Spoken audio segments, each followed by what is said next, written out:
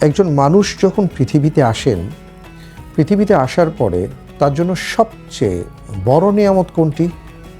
এটা নিয়ে আমরা অনেকের অনেক আলোচনাই শুনেছি। কেউ বলেছেন যে তুমি যে জীবন পেয়েছো এটা তোমার জন্য সবচেয়ে বড় পাওয়া। কিন্তু একটা বিষয় থেকে যায়, হ্যাঁ, নিঃসন্দেহে জীবন না পেলে তিনি তো কোনো ভালো মন্দ কিছুই করতে পারবেন না। প্রশ্নটা হলো, কেবল জীবনই কি তার জন্য বড় পাওয়া?